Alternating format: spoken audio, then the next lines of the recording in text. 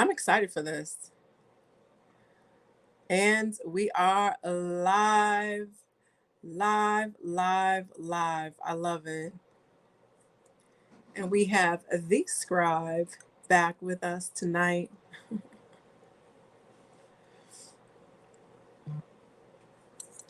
We're live on YouTube. Sonjedi, can you add a little bit more light to your face?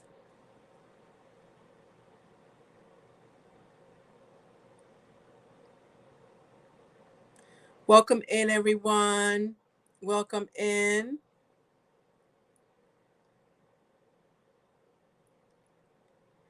We have an amazing topic for tonight. And we have a Tuesday Talk favorite back with us, the Scribe Sonjedi. People love it when he's here. Come on in, everyone. Thank you for participating. When you come in, let me know where you are. Where in the world are you? Ankh and Ma'at Tahuti. Ankh and Ma'at. Come on in. Ankh and Ma'at Waret Kamut Parata Clan. I love it when I see new people. And when we have people who are here to learn. I got a little foot heater on, you guys. It's cold in New York. I'm in New York City right now. And it's cold. And it was wet snow, which is in between wet, heavy snow and sleet. And if you live in the Northeast, then you know exactly what I'm talking about. There's just different ways to say snow. I was speaking to my mom, and there's fluffy snow. Fluffy snow. Anka Ma'at, Sanet Amara. She is a member of the Shrine of Ma'at. We have Edmond, Oklahoma in the house. I think that's our first Oklahoma. Thank you. We have Kepra Ankh Natur from Houston, Texas, Queen Mother. Was that for little old me? Thank you, Dua. Ankh and Ma'at Sen Curtis. He is a member of the Shrine of Ma'at in Painesville, Ohio, via Pittsburgh. We have Sanette Cortia. She's a member of the Shrine of Ma'at. We have Zawena Salim in New York City. Welcome. Great. We have Waret. She's a member of the Temple of Anu, our sister shrine. I was talking about the Temple of Anu tonight with my mom when I was telling her about Sonjedi and what he teaches and what he knows and stuff like that. So we were just talking about that tonight, about the Temple of Anu. We have Anitra Ankama Ansanat, Ra Kasashen, and also Parada clan, I'm assuming from the Temple of Anu. Come on in, everyone. Thank you for joining us tonight. Tonight we have a Tuesday Talk favorite with the Scribe Sonjedi. What does a scribe do? Among other things, teaching the language, teaching the Medu Neter. And I was talking to my mom about what we're doing tonight and, about Sonjedi. And I was saying, he teaches the Medu Neter. And when he studied it and he knows it and he teaches it. And so when you know that particular language, what it is of the culture, they were writing about the culture. So the more you study the language, the more you study the culture, and the more you know of the culture, and you know more about it in a very wide and deep way. And so we're going to be talking about food tonight. So this is what I was saying, with my mom about my guest for this evening. So we've got so many people here who are regulars. We've got new people. I see Connecticut in the house. That's where I'm from. Trinidad and Tobago's in the house. So we are going to get started with our Tuesday Talk for this evening. And the title is, What is Food and Why Do We Need It? So without further ado, Sonjedi, Ankh and welcome. Okay, Altan Octane. Okay. How you feeling? Thank you for having me. I appreciate that. It's always great to, share with the family, with the Shrine of Ma'at, here representing the Temple of Anu, representing the Ari Nefer clan in the house. Okay. Um, Shout out to my clan members, Shemset Ra and Mensa Ra.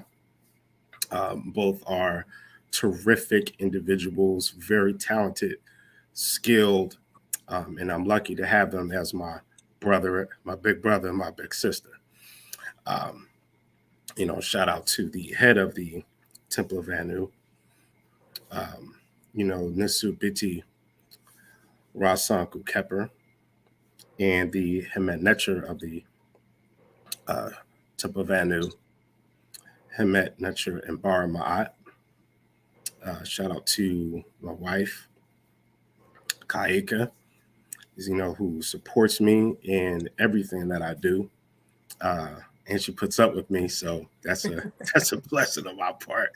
Um, Shout out to my children, my two daughters. Uh, they keep me motivated. Uh, shout out to Shout out to the Elay, OIDSI, Babalawa, Obafemi Fayemi Pega. And shout out to all of my teachers, Infukishi Juhudi Meskat and Haru Hassan Kamal Salim. Shout out to Sibat Raketi Amen. Shout out to the great ancestor, the great world scribe, Ankh Mira, my first Metanetra instructor, to whom, I owe much of my knowledge to.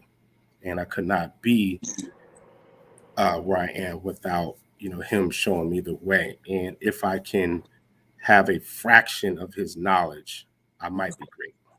Mm. All right. So you say, what is a scribe? So we know that that term is sesh. Okay. And of course, we're using Egyptology speak.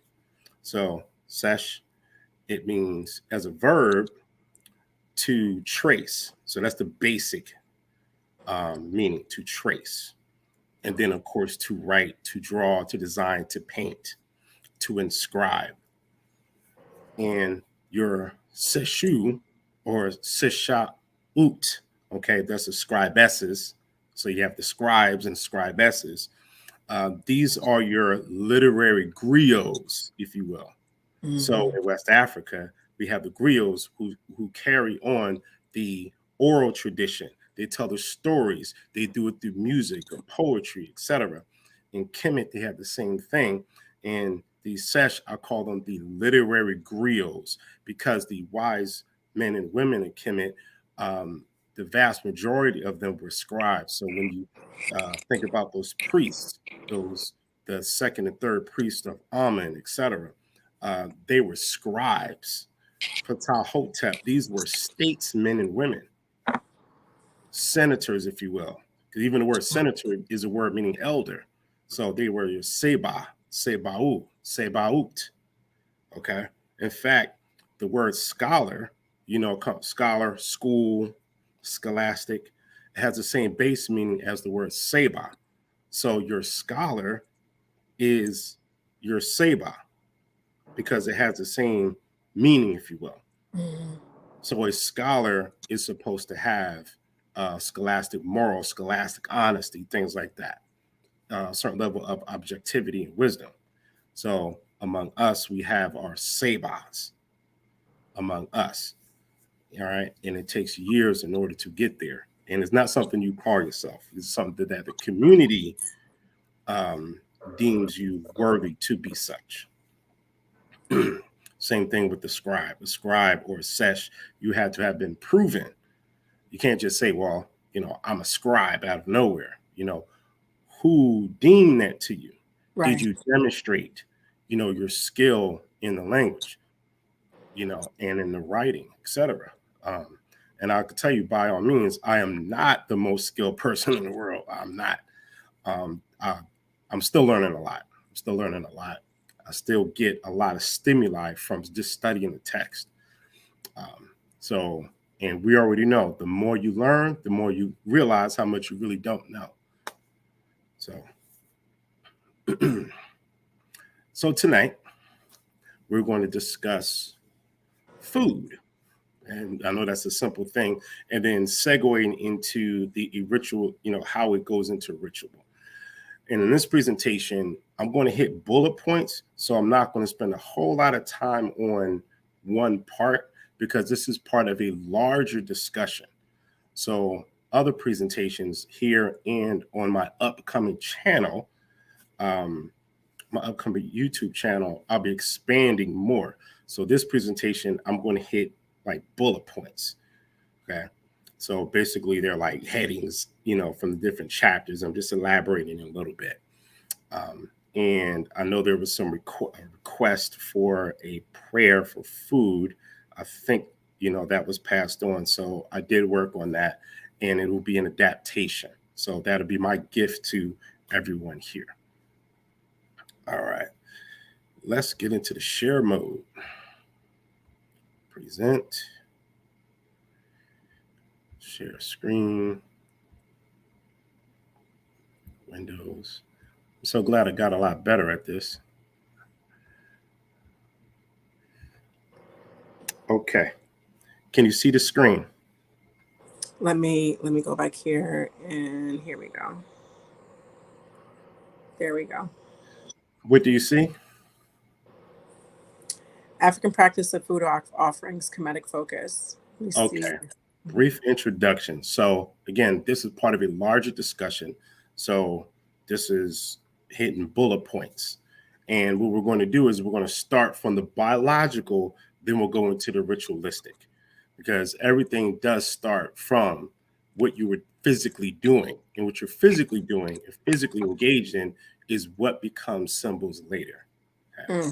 So now when you look at the background, this is the tomb of Nakhet or Nakhet and his wife Tawi. So Nakhet and tomb of Nakhet and Tawi.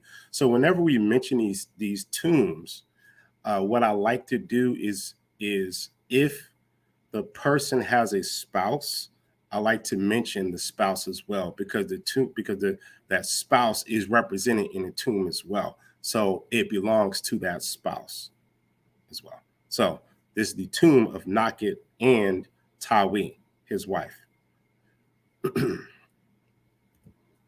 All right, so here's some contents. Here are the bullet points.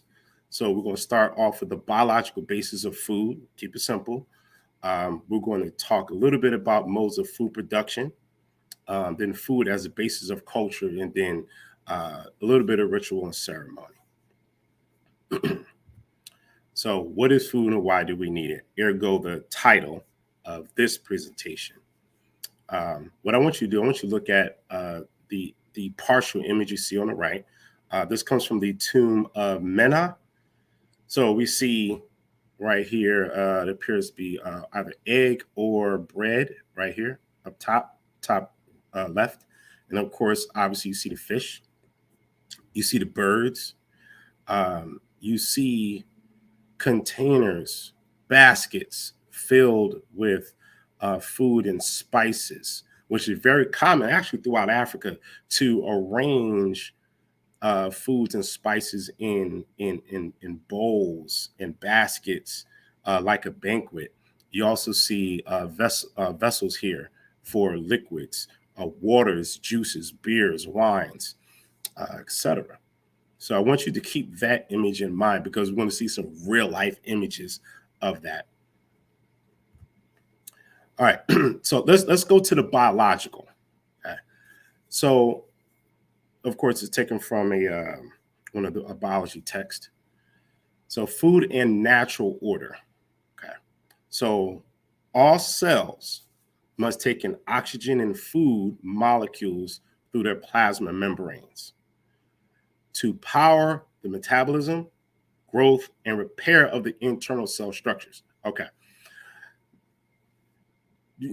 Some of us may or may not have been into this since high school or even college, but remember, this is the basis of how we are processing what we're calling food, how we're processing materials that we need in order to metabolize, grow, and really live. All right. Your concept of Ankh, if you will.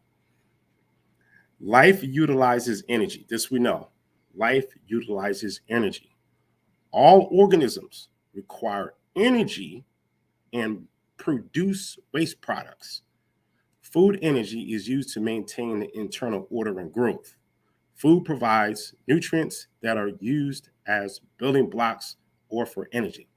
All right, so why are we highlighting this here? We know food energy is used to maintain internal order and growth. Order, keyword, internal order. So the internal order is about ma'at. Remember, ma'at is what? Order, that which is straight, balance, symmetry, if you will. So we know inside of our body, ma'at, which is the natural order, is always at work. Your body is always doing things, compensating to maintain what's called homeostasis. Homeostasis is where you want to keep things balanced. So your body itself is the epitome, is the embodiment of the workings of ma'at and how ma'at operates. So you have to have an internal order and growth and proliferation. In order to do that, you have to provide it with substances that your body does not manufacture on its own. So you have to get it from an outside source. So when we look at our diagrams on the right, little chemistry at the top, glucose plus oxygen, energy is released, so that we can move and think, etc. Carbon dioxide and water. Carbon dioxide you breathe out. Okay, you exhale that, and of course, water when you're sweating, etc. So this oxygen and carbon dioxide exchange through your pulmonary system. All right, this is Ankh. So the latest research on Ankh is that it's more about how you're breathing, because you can barely go a few minutes without oxygen. In fact, whenever you're unconscious or there's an accident or something like that, you're losing blood, we know that in the EMT world, according to the training and schooling that I've gone through, for every minute that your brain is without oxygen, there's a 10% less chance of a full recovery. So this is how important oxygen is. Now, of course, when it comes to the Ankh, we espouse that it has more so to do with the reproductive system. Yes, life does have to do with that. But you can go your entire life without reproducing, technically. But how long can you go without oxygen? So in this case, we utilize the Ankh in a sense of breathing and respiration. You have to properly breathe. We do this through meditation, etc. Focusing on your breathing. Make sure you don't have any blockages so that you can get all the oxygen possible so that your respiration and all of your cells can operate properly. Now we go to the bottom, cellular respiration. So we see cycles. So we know Ra, so see light energy. Ra gives us light energy. More specifically, of course, to our skin, but plants through their chloroplasts, again, we'll get into that biological details, is what processes the sunlight, makes the plants grow. And we already know that when we go into the mythology of Ra, Ra is the progenitor of life. Ra is the force that initiates life. And then we also have the Nun. So the Nun is where the sun grows out of. So we go into mythology, the Nun, the great waters, etc., the flood, and they're associated with each other. But we already know from biology and chemistry that if you take a glass of water and set it out in sunlight, what will start to happen? You will start to see some fuzzy green stuff start growing inside, correct? So it's Ra together with the Nun that creates life, that creates the plant life that you see there. So then the plants start to process the sun, and then we eat the plants for our food, so that to feed ourselves. And of course, we'll eat fish and other animals and things like that, grains, et cetera, and then we give out what? Carbon dioxide and water, in which the plants consume, and it is a consistent cycle of the natural order, which is what? Ma'at, that which is straight, orderly, which means the law. So what we're talking about here, this is natural law that occurs. So keep that in mind. So now let's go to a little bit of history here. So hit this bullet point. So the late archaic Homo sapiens populations were most likely tribal wanderers who exploited a wide range of food sources. The most likely required that they range seasonally over vast territories. So most biologists, anthropologists, etc., would agree, and evidence demonstrates our earliest ancestors, of course, at least starting with the what they call archaic Homo sapiens, who are African people. They were hunters and gatherers. Went out there and got food. They gathered plants, etc., berries. In fact, some research suggests that primarily, not exclusively, but primarily, men were the ones who hunted, and women did more of the gathering, etc., and they worked together as a collective unit of food production. So over time, as food supplies become more reliable, the lifestyle became more stable and easier to bear. In turn, a safer, more stable, and longer life permitted humans more opportunity to develop their intellectual side. So here's something. Most, if not each, civilization that ever sprung up on Earth always sprung up around water. Why water? Because water is your what? Your supply. Because we have to have water. In fact, you can live over a month. I don't remember the exact time, but it's definitely over a month. You can live over a month without food, but you could barely live a week without water.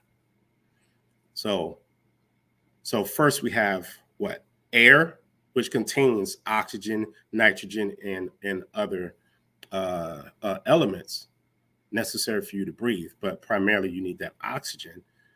And then after oxygen, the next most important thing for you to have is water. So you see now how we're building this up. We're building this up. These are things necessary for life.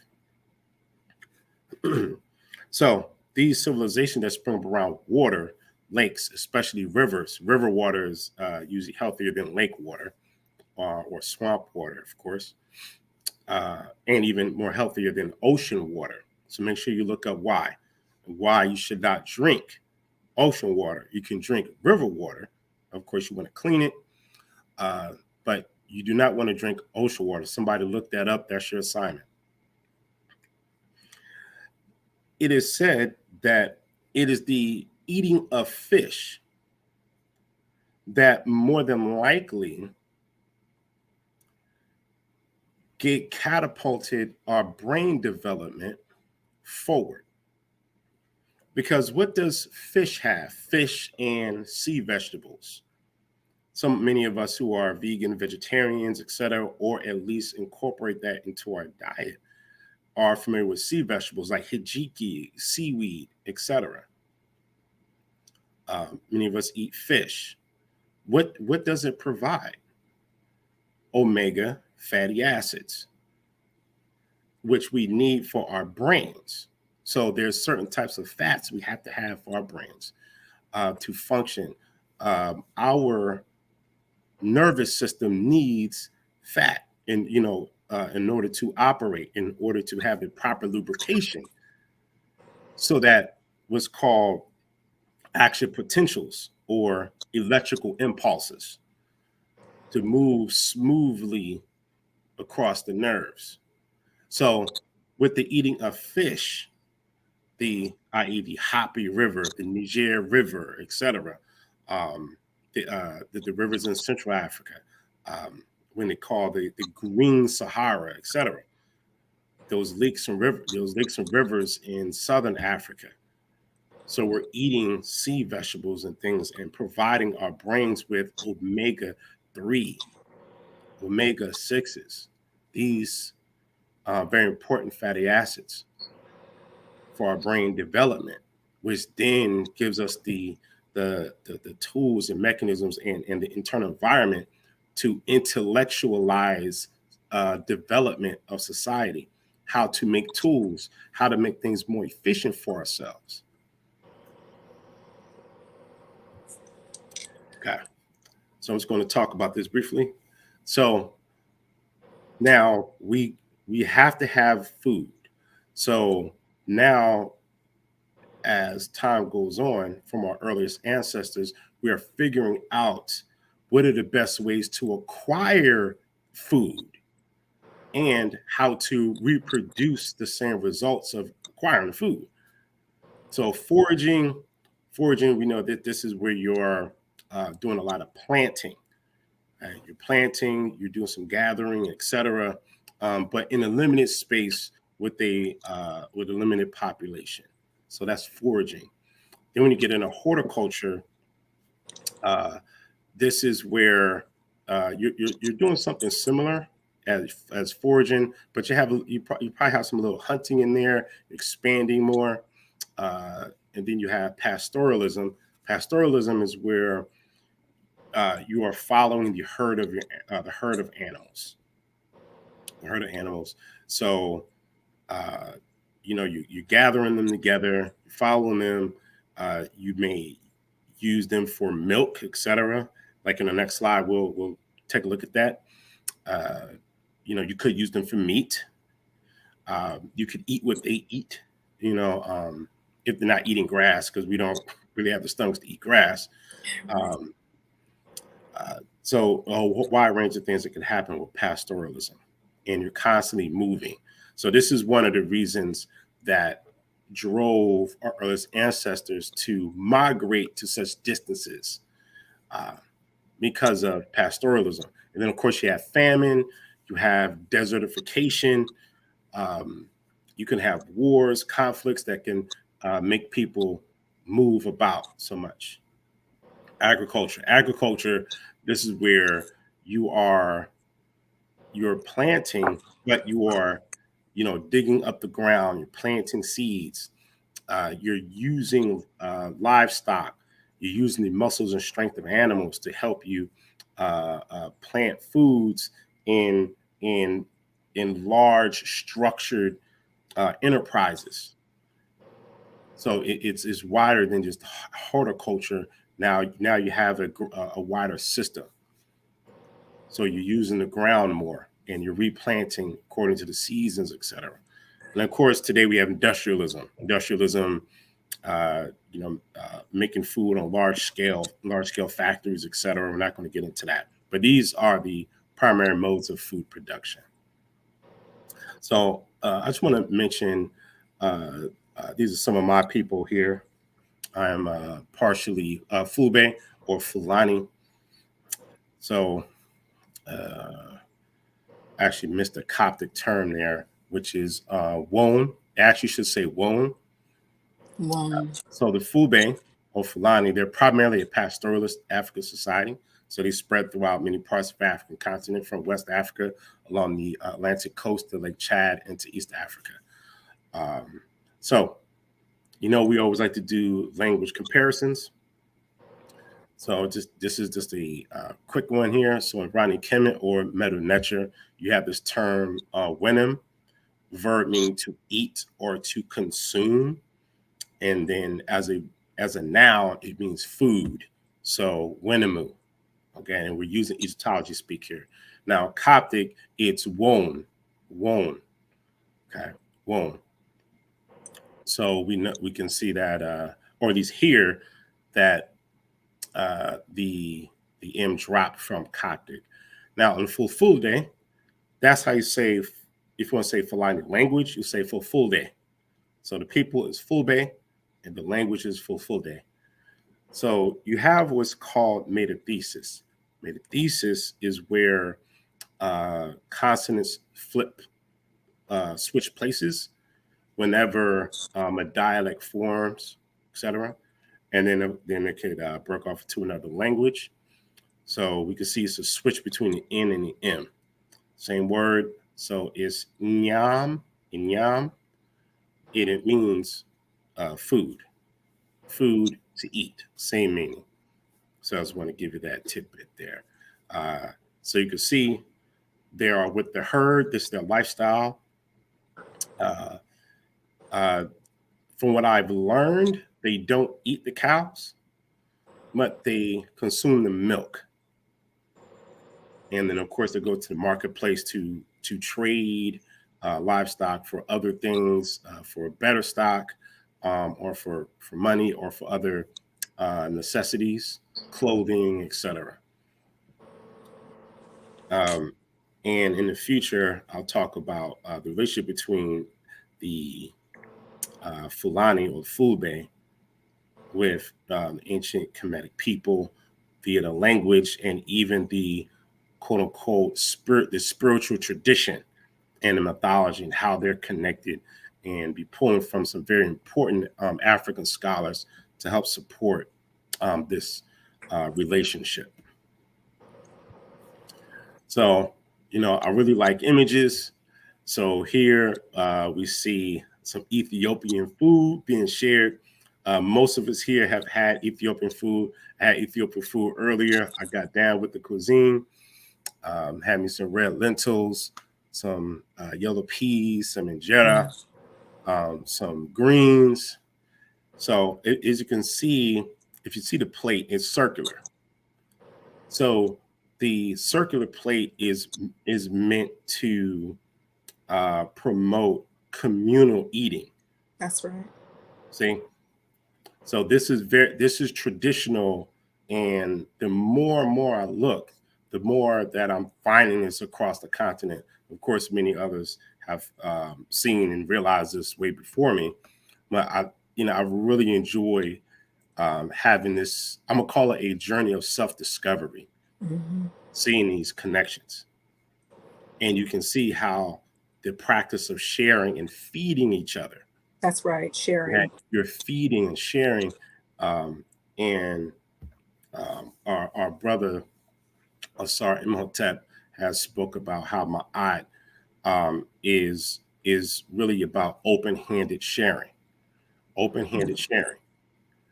which is order, sharing resources. So when you feed your child, you are what? You are giving food, you're giving resources, which is part of what we spoke about earlier. Natural what? Order.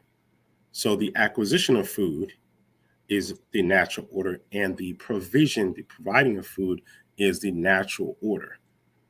Okay. This here is in West Africa. I think this is Senegal. So you can see circular, communal eating together.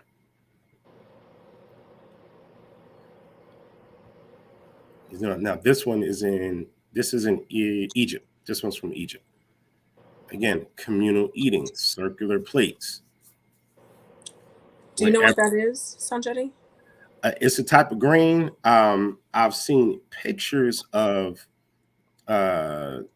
Egyptians. When I say Egyptians, I'm still meaning Kemetic people, and even Sudanese take large bits of bread, and they're cooking it on top of rocks or small boulders, if you will, and they put in it, and it lays all around the rock or a small boulder, and then they take it off, and it's really big. So that's what that probably is.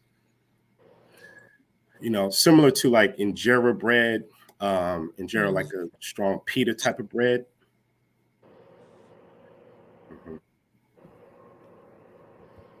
Okay. So some of you may recognize the colors. Oshun, Ibashi Oshun. She has the food. Now we know that throughout the continent, the giving of food and offering. So now we go from providing for yourself, you're eating food yourself. Uh, you are sharing your food with your children, your spouses, your community, etc. And you give food to your ancestors as well. So remember, because a person becomes an ancestor, you don't stop feeding that person. You keep That's right. feeding. Okay. And we can even posit that the worship or honoring of what we call God actually evolves from the worship and honoring of ancestors. So Mm-hmm. it in the natural evolution of things, ancestor veneration, communication, worship, honoring, and feeding comes before the worshiping, honoring, feeding of God, which makes more sense because we know that God, the creator, nature, Olodumare, etc., Ama is our oldest ancestor. The creator is our oldest ancestor. Okay. So from the ancestor, John Smbidi, he says this. In many parts of Africa, adult members of the family, and especially the heads of families, pour out beer, water, milk, or some other beverage. Now, brother and sister, we know we already do that in our hoods. So that's a karaoke. We still doing it. We do. And other beverages on the ground for the spirits of the family. They may also put bits of food on the ground for the same purpose. So typically we think about pouring water. Okay. Now, pouring water is like feeding plants. We'll get back to that after this. In many countries, such as Sierra Leone, Ghana, Nigeria, Uganda, and elsewhere, there are often family shrines in the homestead or behind the houses set apart for remembering the departed. Here, cola nuts, coffee beans, blood, beer, and other food items are placed. With words, watch this, with words to the effect that the food is being given to those who have departed, sometimes mentioning their names. In some areas, the places of food stuff is done daily, in other, only occasionally. So the ancestor Mbidi here, he points out some important things here that although he may not be speaking specifically about Kemet, but it includes Kemet. That's right. Because we know from the Hotep Dina soup formula, that's all up in there. The Hotep Dina soup formula is all up in here. In fact, you should get the book Libation by the great scholar, Dr. Nahusi. All of you should have that book. It's called Libation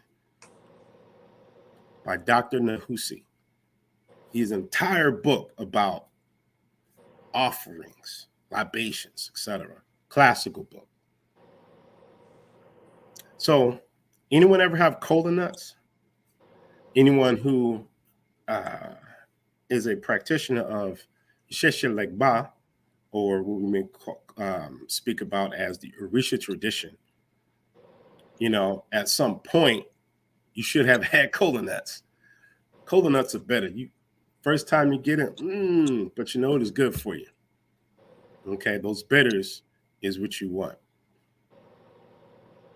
So these places that are set aside to feed, this is about feeding ancestors, about giving food to ancestors. Sonjedi, I just want to break in and acknowledge that we have our elder Amoye in the chat.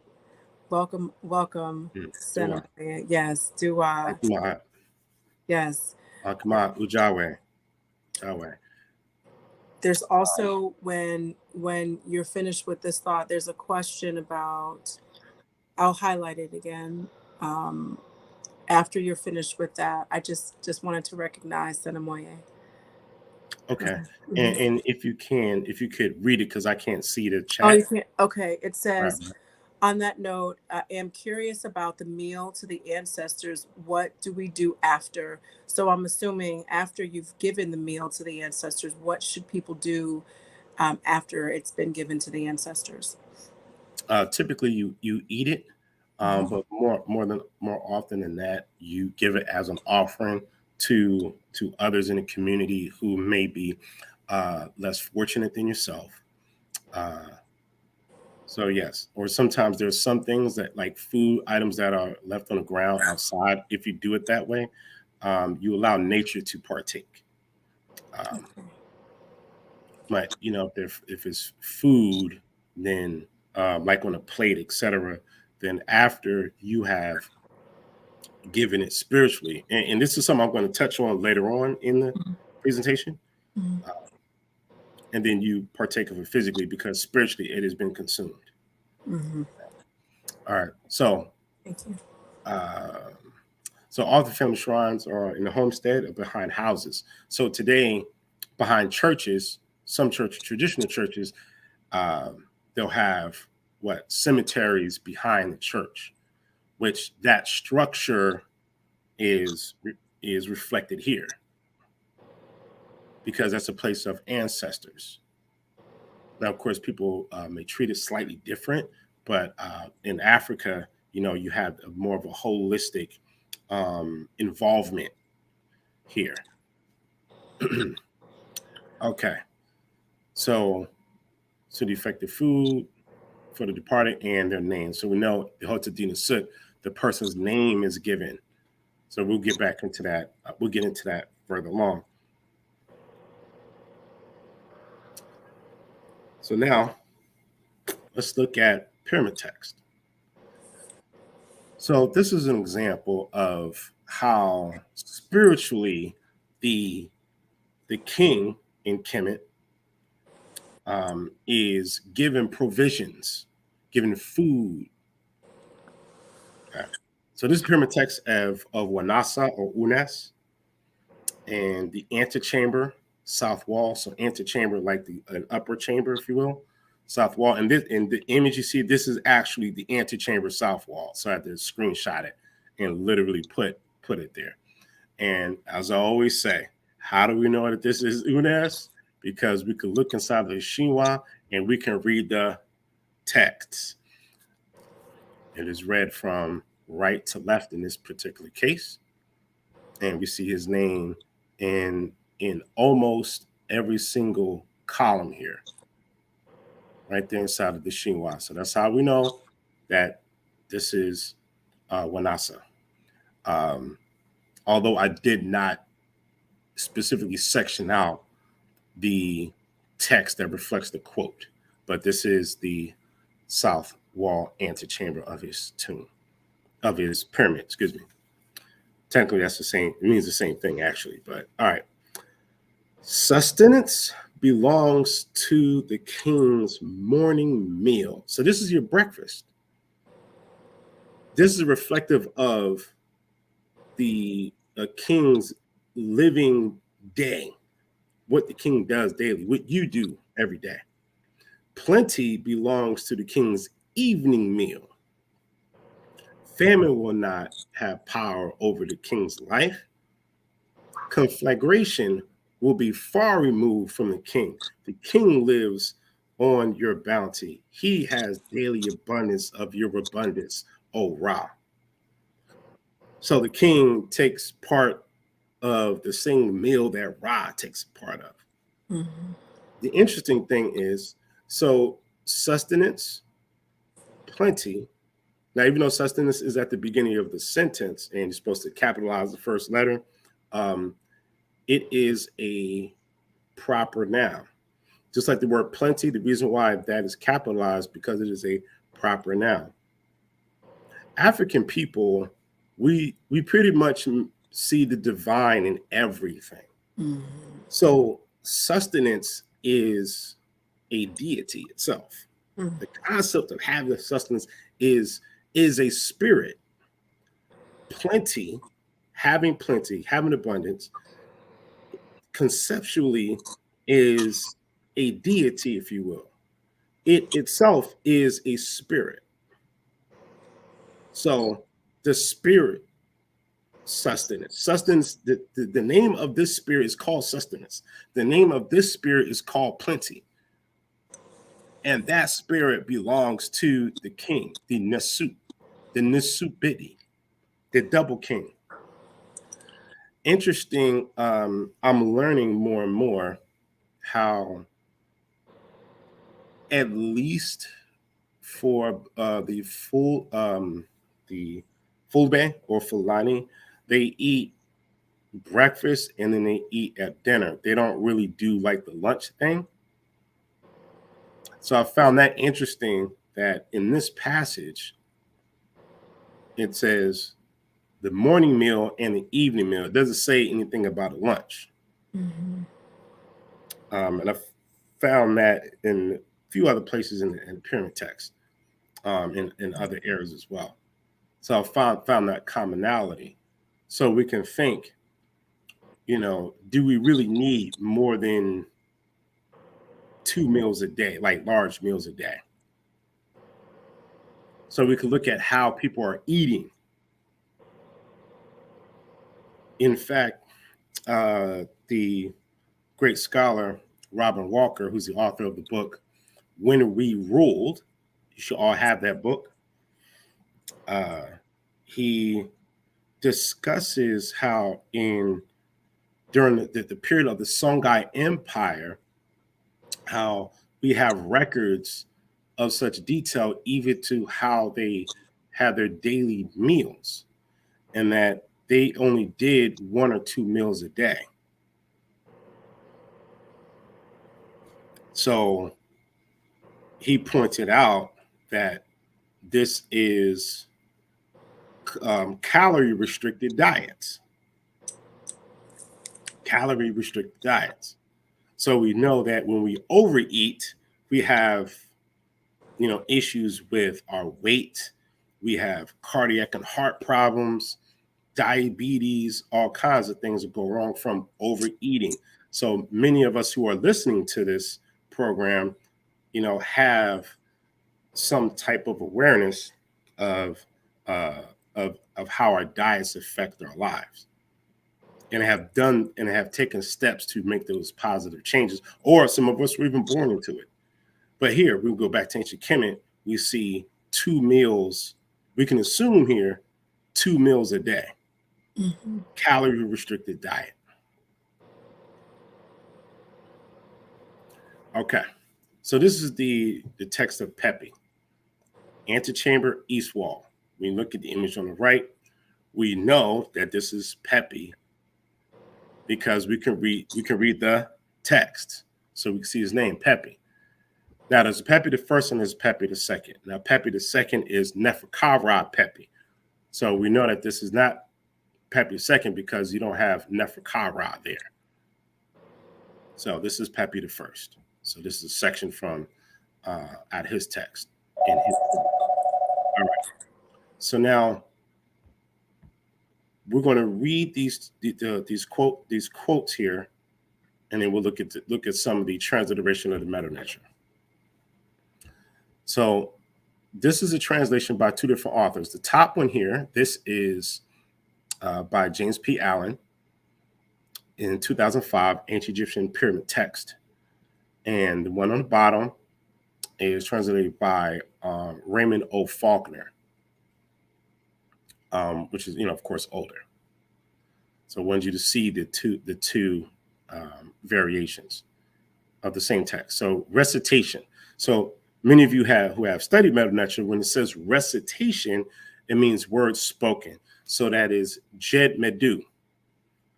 Words spoken, or words to be recited, words to be spoken.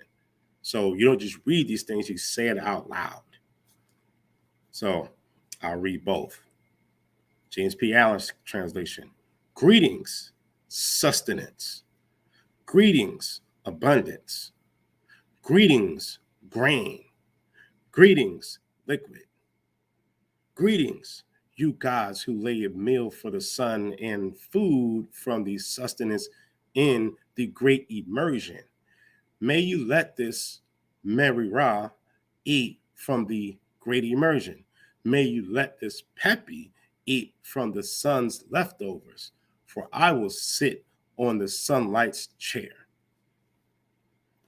Now, for Faulkner's translation, hail to you, food. Hail to you, abundance. Hail to you, grain. Hail to you, flour. Hail to you, you gods who lay a meal before Ra, who, which food, who are on the great flood. I shall eat of that which Ra bites, being seated on the throne of the sunlight. So again, sustenance or abundance or sustenance or food is a deity. It is a spirit. It is both physical and symbolic. It is microscopic and it is macroscopic all at once. Greetings, abundance. So, what's happening here? You are speaking to your food. You're speaking to your food. You are having a conversation with the sustenance that goes into your body, that feeds your spirit, that keeps you alive. This is a relationship. So when with African concepts of environment, our reality, etc., we know that everything has a spirit, some type of life, some movement and origin, etc., from which it comes and which it develops. And everything deserves some type of agency. So as you can see, the food has agency here because you are speaking to it. You are greeting your food. You are respecting that which gives you life. You are speaking to grain. Grain, hail to you, greetings to you. I come before your face. I'm facing you. Let's go to the transliteration up top. So, see if can you see my mouse here, my cursor? Yes. Okay. So, do I? So we know Nazareth. So many of you have used, or utilized, or heard Nazareth. So it's usually translated as greetings. It can be translated as hail to you, but in a more literal sense, it's I consult before your face, if you will. So this is an archaic greeting that now is used in ritual and used for deities. Whenever you find statements, phrases that are used primarily for deities or in ritual, you can pretty much guess that this is something that's ancient, if you will, that it was been around for so long that they had to, if you will, fossilize it, if you will, to preserve it, especially when it falls out of use in day-to-day conversation, but it's used for ritual, is usually something that was ancient prior to the first time you see it in writing, and then they needed to preserve it. So it is perhaps something that was used in ritual or with an oracle, if you will, on a greeting an oracle, but that's another conversation for another time. So now it becomes a way of greeting the divine, greeting spirit, or even perhaps even a king, if you will, but primarily for spirit. So Anazarak, who? So and I'm not going to go through all of them, but Anazarak, who? So who was a word for food, sustenance? Anazarak, ba, or beha, abundance. Anazarak, neper, or nepera, grain. Sek, liquid. We already know Necharu, and that's her chenu, the natural chenu, not Necharak, but natural chenu, because this is a plural. So just as a grammatical tidbit, remember everyone, we cannot say Necharak in every single instant. And as harak only goes towards a male entity. It is improper to say a Nazarek Aset. Okay. I would never walk, I'm not going to greet my mother or speak by my mother and call her he. Okay. Because it's grammatically incorrect. I call my mother she. When you're speaking about a population, you say us, we, them, etc. Plural. So, and if I wanted to say that I'm greeting say Aset, I would have to say, and that's her etcha. And that's her etcha. So that is the proper pronoun for a female. In this case, chenu. And that's her chenu, necharu. So you're speaking about a collective, a group, plural. And that's your chenu, necharu, ipu.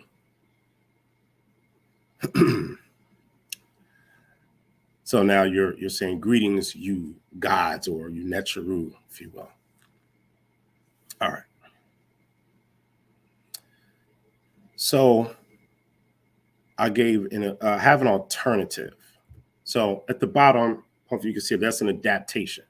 So you can take this, you can use this if you like, in your own prayer. So this is my gift to you. So I modified it slightly. So when you are at the table, you can say, homage to you, food, homage to you, abundance, homage to you, grains.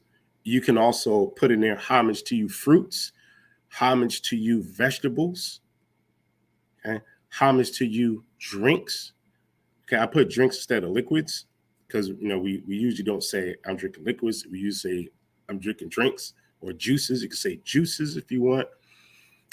Greetings to you, O Neteru, who lays a meal for Ra and food from the great flood, or you can say food from Nun if you like. I, or if you're in a collective we, shall eat that which Ra eats. Dua Neter, you say that 4 times. Okay.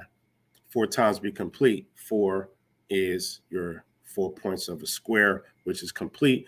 360 degrees, which is by degree equivalent to a circle.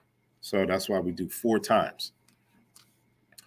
So, or you can do a Nazarak food, a Nazarak abundance, right? A Nazarak grain, a Nazarak drinks, a Nazarak vegetables, fruits. Greetings to you, or you say a Nazarak chenu, necharu, homage to you, O necharu, who lays a meal for Ra and food from the great flood, or Nun. We shall eat that which Ra eats. Dua nature, dua nature, dua nature, dua nature. And then you can eat.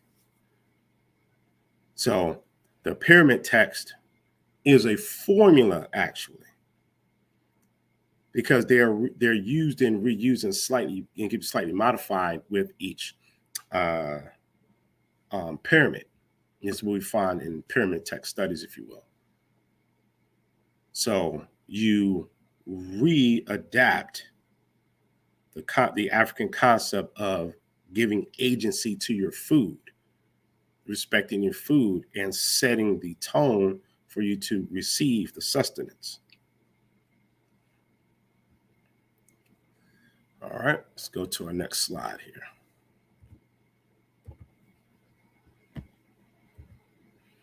Here's a few terms for food. The image at the top, that is from Egypt. The one at the bottom is Senegal. The top is from modern day Egypt, Kemet, and then the bottom is an image of we see some sisters eating together, doing communal eating in Senegal. Terms for food. So we have Abet, food, provisions. Aku, loaves, food, like loaves of bread. Hu, food, or Hawe, more likely Hawe, food. And we saw that word earlier from the pyramid text in our previous slide. Shabu, meals, food. Now, these are a few terms. There's more words for food. We did see Wenemu. That was one word. There's also Jefau. That's word. We can even say Hetepu as a word for food. Food offerings, if you will. Go through a few. Now, let's take a look at this stela here. So the stela of Jet Consue Wasank. Consue Iwasank. So when we look at this image, you see this offering table here. So this would actually be a circular table. Circular. All right, this is a kaut table. Kaut table. You can see all the food items. You see vessels for for drinks. She's pouring water, libation. We see some grapes. We see breads, some spices. We see plants, vegetables. In other words, we have how many? 1, 2, 3, 4, 5, 6, 7, 8 columns. So we have 8 lines here reflecting each of these columns. So we're going to read through this. Have the transliteration there. No, we have a few scribes in the building, so y'all can check my translation and transliteration. I did modify the original translation. I'll explain that in a second. So this is what's called a retrograde text. So although it's read, the words themselves are read right to left, but the columns are ordered left to right. So it's called retrograde text. Starting with the far left column, we're going to read right to left. So this is an offering which the king gives to, so we know that's Hotep Dinasut, to Ra Harukuti, the great god or the great Necher, Lord or Naba of heaven. So here's my transliteration. Heru Akuti, Necher Ea, Neb Pet. That he may give, so that's DF, he give, an invocation offering, so it's Predit Karu, consisting of offerings and foods to Osiris. So Hetepu Na Wasiru or Wasaru. Lady of the house. Now we're on the third column here, right here. Lady of the house, the noble woman, Jekatsu. Now it cuts off there, right about here. So the scribes in the house, you can check my accuracy there. So Jekatsu. So here it's Nebet Per. Now, of course, here the T is not there, but we understand it's implied because we're speaking about a woman. So Nebet Per, or Peri or Pero, lady of the house, meaning she's the manager of the house. She's an overseer of the house. Shepset, so that's noble woman. That's right here, Shepset. Jed Consue here, and then we go into the next column, column 4. So EUS Ankh. So they abbreviated here, so you just have the relief and the for the cloth, and then we have the Ankh. At first, it's maybe a little hard to see, but there's a crack right here, so we have to account for that crack, that damage. So that's your Ankh. Okay, yes, Ankh and Ma'akaru. So where it says deceased here, that's the translation that was given, but it should say true of voice. So it's Ma'akaru. So Sat Hemnecher in Imanara. So the daughter, so we know Sat, of the priest, Hemnecher, servant of the Necher, of Amun-Ra. Na Amun-Ra. 5. Right here, we begin here. So this is king of the gods, the king of the Neteru, master of the secrets of the garments of, so we stop there, Nisut Neteru, Hari Seshata. So here you have Ampu. This is what they call third intermediate period. So this is the 22nd dynasty. It looks like Pet that the scribes are using in place of the coffin that Ampu usually sits on. So this is usually used for the Hari Sesheta. So you can look that up in the Garden text. In Shesu in. So we know that's garments, linen right here. We also see that in the Hotadina formula as well. So I added nobles of the gods, if you will, Shepsu Nu Neteru. The original translation that the author gave was garments of the gods. I added nobles, garments of the nobles of the gods, mainly because of this. Now, I may have, what I could see, it kind of looked like a folded cloth. And if not, then I don't know what to tell you. But we know that this sign here is used for ancestors. It's also used for Shepsu or nobles. So I'm willing to modify that if someone could maybe interpret that better, if you will. Because we have the Shesu, and then on both sides of the Shesu, you have the preposition na, or in and in of. So master the secrets of the garments, but then you have this next preposition of, and then I see this here. And then we have the preposition nu. We know that's plural. So, which means that the preceding word or noun has to be plural. And then we see Neteru here, the 3 strokes. So that's why I translated it that way. As for the scribes, okay, 7. So 7 and 8. So noble one, Saru Jehuti. So they'll say Sir Jehuti. I'll say Saru Jehuti. Since we're talking about a person, this is her father. So I've added the W there. Since that would be a participle.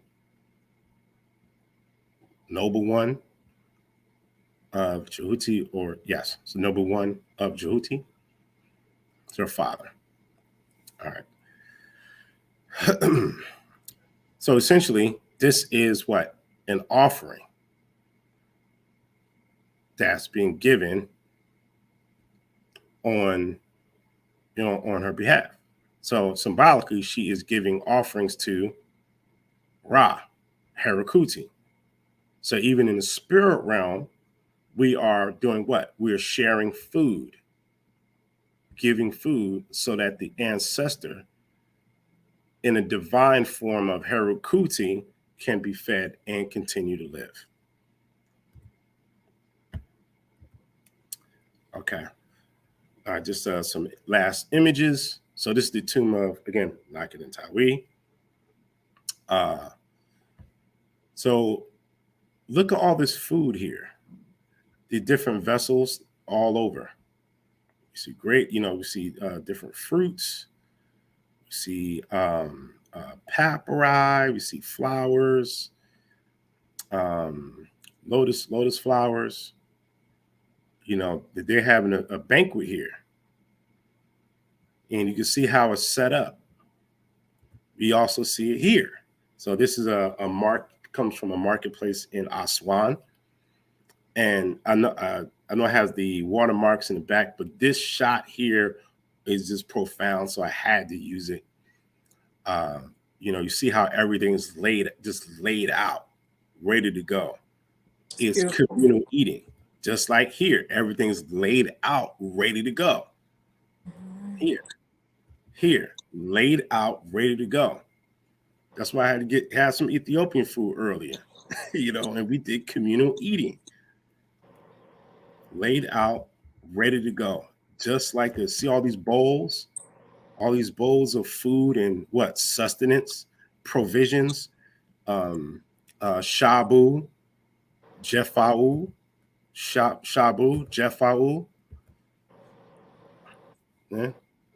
This is a Fulani or a Fulbe sister. Looks like some type of a grain inside of a bowl there. Food. This is a dish from Sierra Leone. Are y'all hungry? Man, Man, this listen. is good stuff. All right. There we go. That's our presentation. I'm going to stop sharing. All right. Sanjay, that was amazing. That I feel like we just went back in time and we were able to see how we as African people continue to communicate with each other in what I like to look at as a cyclical, like a circle. And everything that we did revolved around family, community, and a cycle. And seeing the communal eating with all of the circles. I love math and geometrical things, and so that's kind of how I see stuff. And that's just kind of what I was seeing, how I was experiencing all that, with all the vibrant colors. That was amazing. I really hope that you know the people who are here on with Tuesday Talk right now. I've had other shows where we talked about slave food. I've had another edition of Tuesday Talk where we talked about being vegan and you could see fresh food. And although we have clear evidence that our ancestors ate meat, it wasn't slave food. It wasn't contaminated. It wasn't something that did harm to the body. It wasn't something that you know would would make us sluggish and unable to really think. We were also connected to our food, you know. So I one of the things that I'm hoping is that we can take what you've learned today, even if it's the visual, the beauty, the holistic component and the natural component to the food, and think about some of the other Tuesday talks you've had about food. It is so important to understand, just like what Sanjay was saying, that food is sustenance, it's life, it's divine, it is a deity. It is in alignment. It is in line with Ma'at. It is Ma'at. It's what we've discussed before here in Tuesday Talk. It's what you've heard Sanjay talk about in other Tuesday Talks. And it's important to reconnect and be practical in everything that we do as it pertains to reclaiming our paradigm as African people and reclaiming our customs and our traditions and our perspective and the literal functional practical things that we do every day.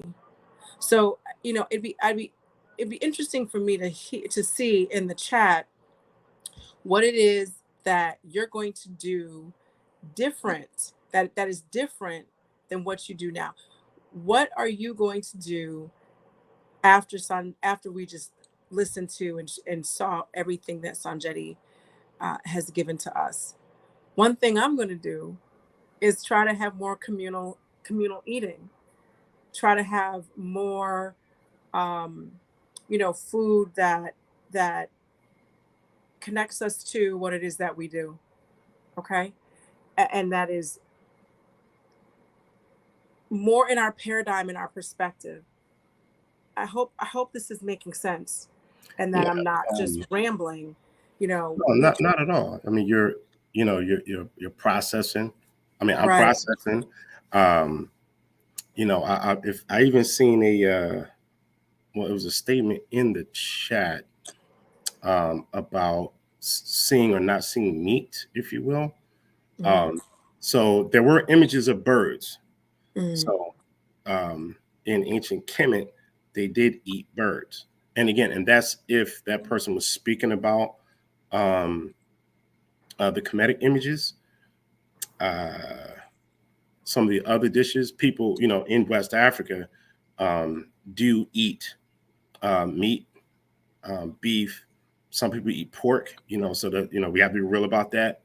Um, some places, Central Africa, they eat pork. So remember, we have, just like in scholarship, we have to have honest, objective scholarship. that's Um, right. so here we have to have, honest, objective scholarship. So as as the community, calls me Seba, that means that's scholarship. So I have to be honest about the information and not try to bend it, to make a false picture. Right. So it doesn't mean you have to eat meat, but it means that we can't be dishonest. Say, oh, all African people were vegetarians. Like that's Because not a that's not reality. true. That's not a reality, and Right. we don't have to do that. If we choose to only eat plant-based foods, then we eat plant-based foods. It doesn't mean we have to, retrograde that idea onto the past or on the people living today. Okay? So, and remember, even earlier, that when you go into anthropology and the diets of ancient people, we ate fish, okay? And it's the eating of fish that helped to propel our brain development. So, we're not committing a sin against the creator of the universe by eating flesh, okay? That's not a reality. Um, It just means that if you choose to eat a plant-based diet, which is healthy in most cases, then that's what we do. Um, there are diet restrictions. So even when you go to in Kemet, in the temple of Esna, the temple of Esna, ESNA, um, there's there's rules on diet restrictions before you engage in your priestly duties, your seasonal priestly duties, such as one should not eat certain foods, especially certain meats, 3 days, 9 days, even more before priestly service duties because of a cleaning out purification period. So now, of course, think about this in a practical sense. If you're eating a whole lot of hamburgers and things like that, Mm. reality, you're probably going to have a lot of gas. So, you know, you don't want to be in a temple and your stomach's always rumbling, right? So let's say, okay, look, don't eat these things before you start your priestly duties. Now, again, I'm speculating, but I'm trying to think in a practical sense. Uh, which is why in many religious services, different religious services, it's rude to pass gas. Okay, because it's flagellants. It's putting evil spirits in the air, if you will. Okay, because that's what it is. It's evil spirits. Anything that disturbs your peace or Hmm. gives you like you know, is something that distracts you from your focus on what's positive and the ritual and ceremony. So you can't be in there, singing and celebrating, or it's supposed to be in quiet solitude, and someone lets off because they were eating beef, and whatnot. So I'm just thinking about it in a practical sense. Sonjedi, can you also mention and talk about us eating pork? Did we eat pork? Was it shunned as Kemetic people? Can you speak to that? Yeah. So many places in Africa, people eat pork. So I'll just put that on the table. There's a lot of people on the continent that eat pork. Now, those who are more the Abrahamic faith today, most of them don't. Okay. Now, in ancient Kemet, where it's possible where the restriction of eating pork may have come from, or at least how those who adhere to Abrahamism picked it up from. So in Kemet, I've never seen pig on the offering table, because everything you see in the offerings, people eat that. That's in the diet. Okay. But you will not see, at least I've never seen, a pig ever put on the offering table. Now, there is an account from, I believe it's Herodotus, of in the city of Jeddu, Ranu. Maybe you could correct me on this, Ranu. The degree is called Mendes. I believe that's Jeddu. Yeah, if you could check that. Make sure I'm correct on that. They had an annual festival where they would consume a pig. Okay. Now, this was in northern Kemet in the Delta, like by the Delta region. So it was localized, but it was not nationalized. Mm-hmm. So, and remember, we're talking about a whole country here. This is an entire country. So everybody and everywhere is not eating the exact same way, if you will. So people in the north may have, some different plants and herbs they're eating than people in the north. Okay. Or people in the middle regions of Kemet, where Mennefer is. Mennefer is in the middle regions, just a little south of the apex of the delta. So, and in the mythology, when you go into the tomb, I believe it's an Abuju tomb or Abydos tomb, where you see the image of a black pig being beaten by a baboon. Oh, goodness. Like, get away from the throne of Asar. It's like by steps, like beating a black pig. There's even an account by Herodotus. Again, Herodotus is like 6th century BCE. So we're talking about like the 500s, where he described a man, a native Kemetic African man, where a hog pig was running, and then it like ran into him, bumped into him. So he was so distraught that the pig touched him, that he ran to the river and jumped in and washed him to purify himself because the pig touched him. Okay, and this is an observation by the ancient geographer Herodotus. Okay. Poor little piggies get a bad rap. Yeah. There was something else on that too. Oh, so when you go into the Pertum Heru and you go to chapter, so there's chapter 42, and then after chapter 42, there's what's called a rubric. So a rubric written in red ink by the scribe is an instructional piece. Okay, it gives instructions for the 121st chapter, where we get our 42 declarations of innocence, if you will. Okay.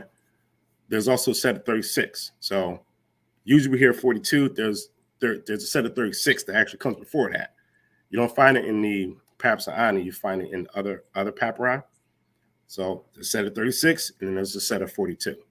And remember, the 125th chapter It's like an entire chapter before you even get to the 42. So you got to read all that first. So the rubric, the instructions for entering the hall of the double truth, Ma'ati, is, I'm going to try to go from memory here. It says that one who enters this hall of truth will come pure, meaning you showered, you bathed, okay? Pure and clad in white linen, meaning you bathed yourself, more than likely with like natron, similar to baking soda, if you will. You wash off water and all that kind of stuff. You put on white linen, and you put on coal and myrrh oil. It mentions specifically myrrh. You put that on, however you do it, and you enter a space that has not been trodden by a two-hooved animal. What is a two-hooved animal? Pigs. Okay. Pigs. What other animals have hooves? Cattle have hooves as well. Mm-hmm. Okay. But that would include pigs are not to enter the sacred space. I mean, I'm even tempted to, let me see if I can pull out I can read it actually. Yeah. So I'll just read it. We like to go directly to the source, right? So I'll do y'all justice and read it for you.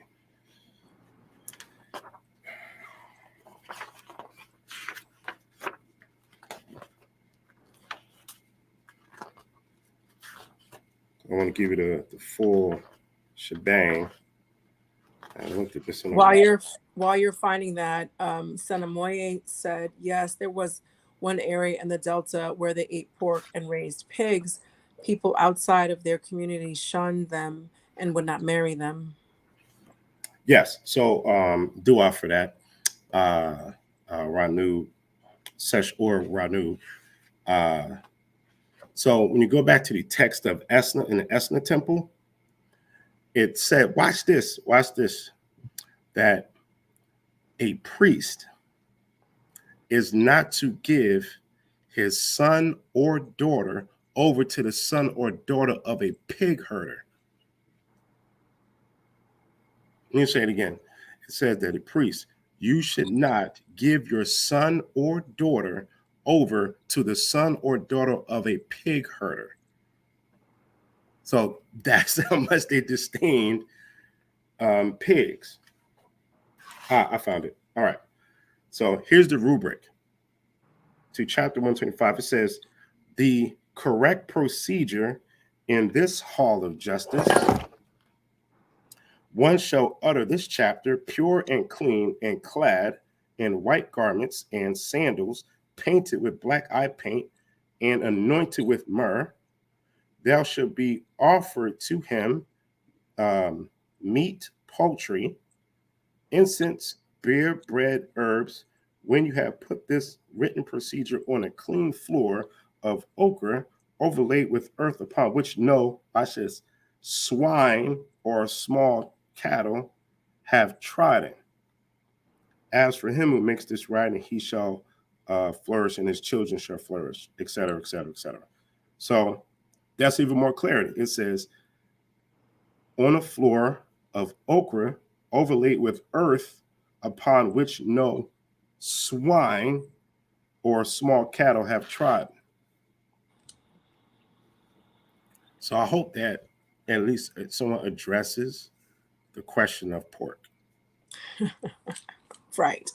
And that was during those times before we had bioengineered everything, before before animals were tortured, and before they lived in slop, and before they had all these hormones and chemicals. I mean, before they were just generally manipulated uh, to not even really truly be completely food. So imagine what we're eating now. So, and this is a little bit of a sidebar that I wanted to focus on, because part of what we'd like is to break all of the chains of enslavement and continuing to eat the food, that type of food shows a bit of a mental enslavement that still goes on when that's something that you know better than now and have other options but still choose to do that. So that's why I wanted to pull that out. So, you know, as far as the bulk of what we got tonight, we had some first source prayers over food. We have a different perspective of food from our paradigm. Let me define those two terms. A paradigm is like a house, if you will, a structure, okay, in which there are rules for that upholds that structure. A perspective is like in a room in the house. That's the view that you have. Okay. So if you in somebody else's house looking out somebody else's window, then you just ain't gonna get what you're supposed to get. You're gonna get something that is not for you. And in this case, something that is bad for you. So from our paradigm, our rules and customs and traditions, our house, we have a perspective, okay, the way that we look at food. Food is divine. Food is communal. Food is to be shared. Food is sustenance. Food is to be offered to our ancestors so that our ancestors may live. That symbolic act is then turned into something practical because you eat it, someone in your family eats it, or it's given to someone who needs the food. Nothing is wasted. Okay. And that is what I got while I was moderating and looking in the chat and making sure everything was running smoothly. So we also got some direct prayers. We got some sources for some prayers, people. I need y'all to run this back. I need y'all to run this back and make sure that you have what you need to do what? To be practical and functional in practicing so that you can stay in the right paradigm. Our paradigm is the dopest. I mean, come on, is super dope when you do it. All right. However, you, or I should say, at the same time, you are given practical tools to do it. It's just not talk. We have a master scribe. We have sources and references. We have examples and ways and things that you guys can take and go do immediately. Scribe Sonjedi, I want to thank you so much.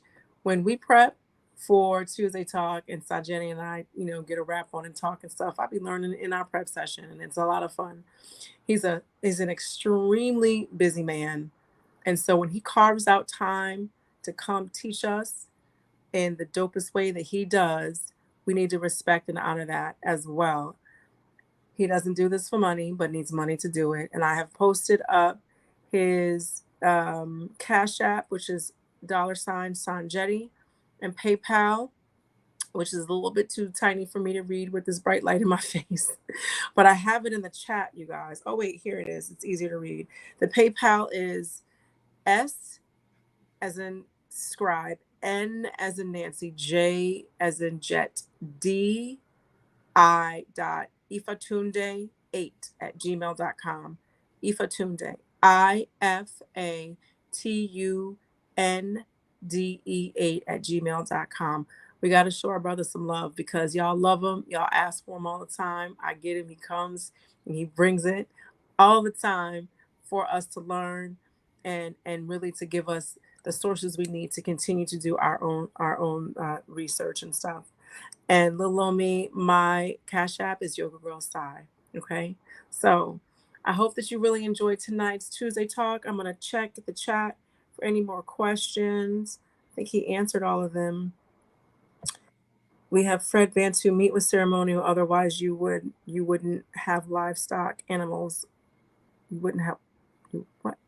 Animals weren't herded for slaughter. Main diet was grains, fruits, vegetables, and legumes.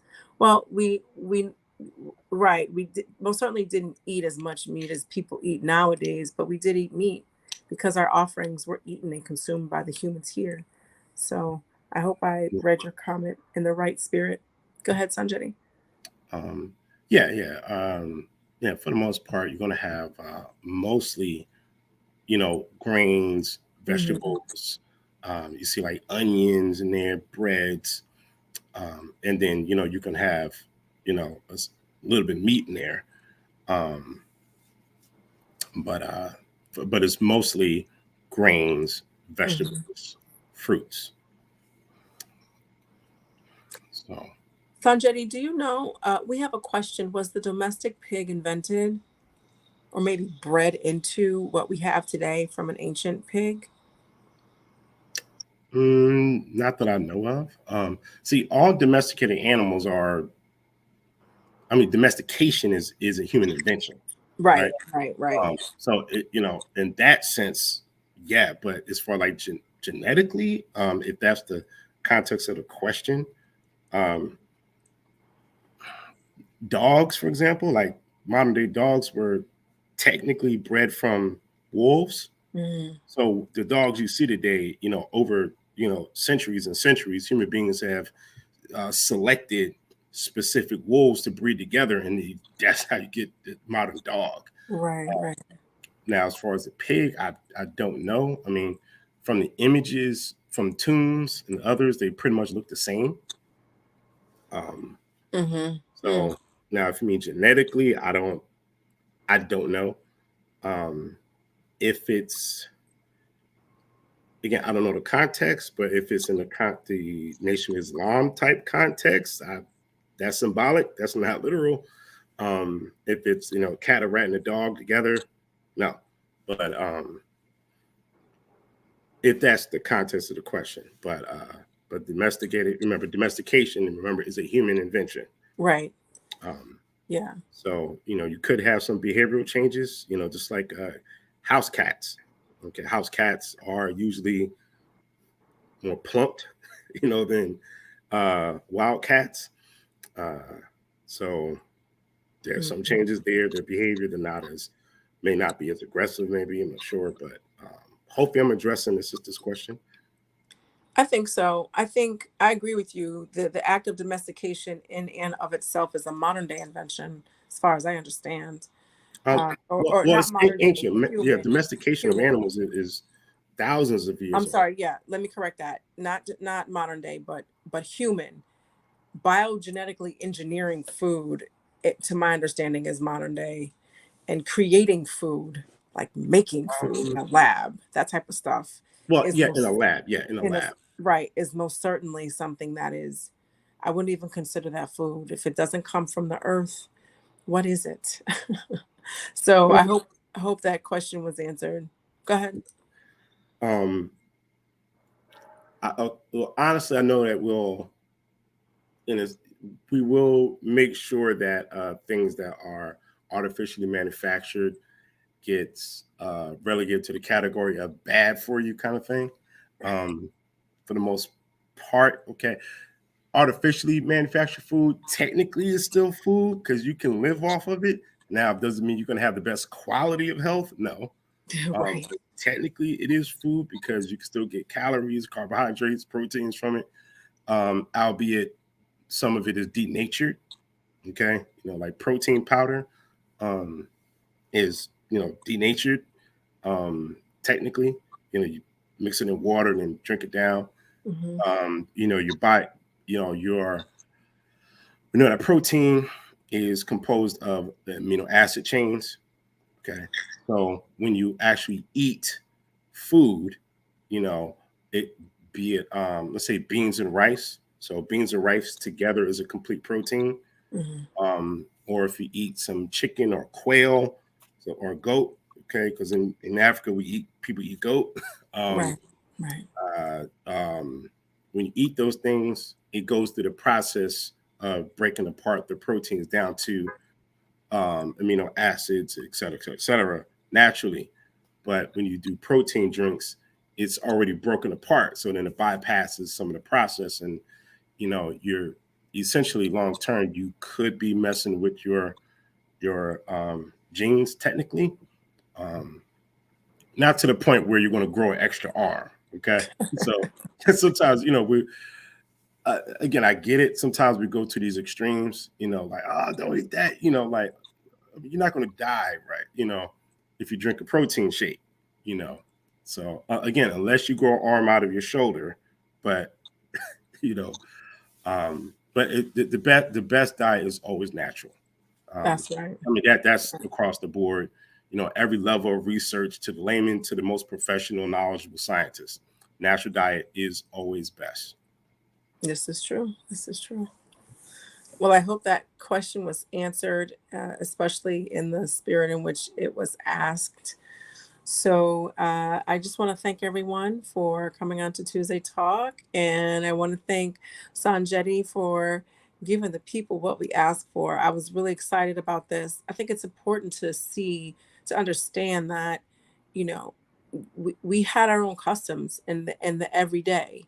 It wasn't always these huge ceremonies that we see that are so beautiful and so ornate, but just in the everyday, we had our way that is still something that reflects the divine, contains the divine, and has family and um, humanity, recognizing our humanity within it and everything that we did. Okay. So with that, I want to say thank you to everyone who came. Thank you to Sanjeti. I appreciate and thank you for your continued support with Tuesday Talk. And I'll see you next Tuesday. Okay. Shimon Tep. Mwah.